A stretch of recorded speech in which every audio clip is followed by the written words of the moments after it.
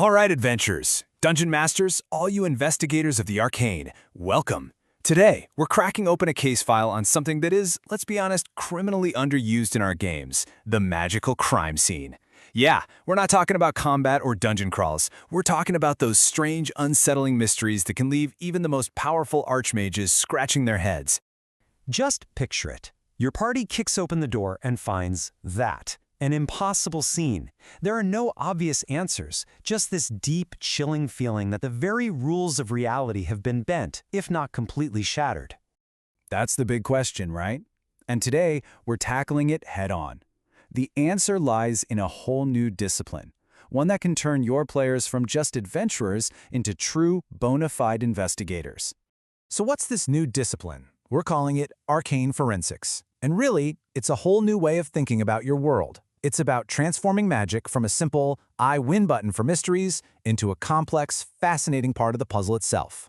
Think about it. Every single spell cast, every magical effect, it leaves a trace. It's like a magical fingerprint.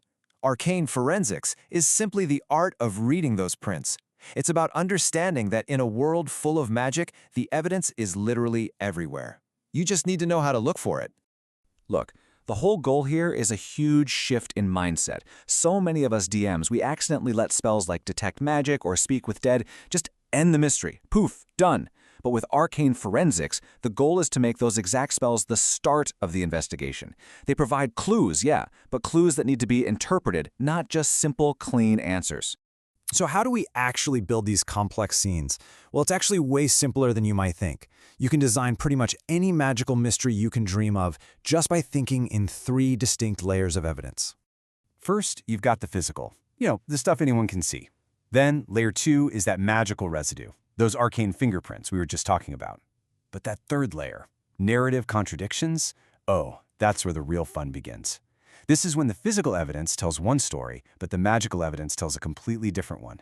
And right there, in that contradiction, that's the heart of a truly great mystery. Okay, enough theory. Let's get our hands dirty, shall we?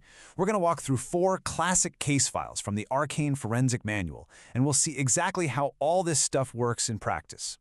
So, case number 1. The party enters a noble's chamber where a murder definitely took place, but something is just deeply wrong. The room is pristine. I mean, impossibly clean. There's no blood, no smell, not even a single speck of dust on the mantle. A quick Detect Magic spell pings with this faint, fading aura of transmutation magic, but there's nothing active. So, what's going on here? And here's the truth. The killer used a simple, everyday cantrip, Prestidigitation, to scrub the entire scene clean. They thought they were erasing the evidence, but in doing so, they created brand new evidence, that unnatural cleanliness and the lingering transmutation aura. The act of hiding the crime becomes the central clue itself. All right, let's move to our next case and see how this can build. A guard is found dead in a hallway. No wounds, no witnesses, and maybe most importantly, no sound. The party's first thought is poison, right? It's the logical conclusion. But a really clever bit of divination reveals something much, much stranger. Not the presence of something new, but a profound absence. Like a hole punched into the world right where sound should have been. The killer used the silence spell. And this is such a fantastic tool for DMs. It teaches your players a vital lesson in forensics. Sometimes the most important clue is the thing that isn't there. You're not just looking for evidence anymore, you're looking for the holes in reality. Okay, this next one, this is a classic. And it is a great way to challenge a party that leans a little too heavily on their spellbook. What happens when your most trusted investigative spell turns on you? So the party casts Speak with Dead. They're expecting a quick win. The corpse answers. It seems helpful enough, but its story is full of holes. The facts just don't line up with what the party already knows. The memories it describes are inconsistent, and there's this weird emotional detachment in its voice.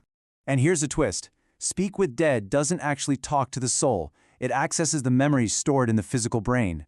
So maybe the victim's soul was trapped somewhere else. Or maybe this isn't the real body, it's a clone.